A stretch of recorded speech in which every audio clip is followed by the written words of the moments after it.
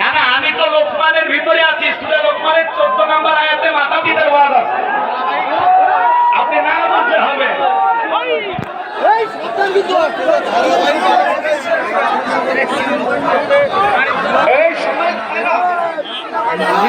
আপনারা কেন অপমান করবেন?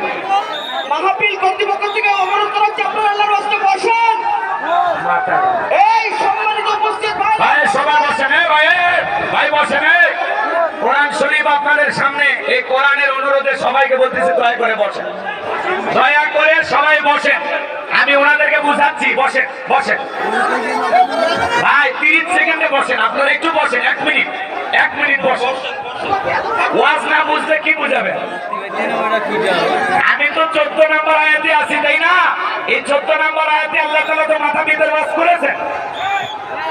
ভাই থাকে ভাই, সাক্ষীরা মুসলমান ভাই, ভাই দয়া করে থামেন ভাই, অনুরোধ করতেছি। আমি গাইবান্ধা থেকে এসে আপনাদের পায়ে হাতে অনুরোধ করে বলতেছি, সাতক্ষীরার ভাইয়েরা বসে যান, ভাই বসে যান, আল্লাহর হস্তে বসে যান, সবাই বসেন বসেন ভাই। আপনারা দয়া করে বসে পড়েন, বসে পড়েন। ভাই বসেন বসেন, আপনারা বসেন, আলোচনা করছেন, বসেন সবাই বসেন বসেন, বসেন। মাথা গরম করে হলে বসেন।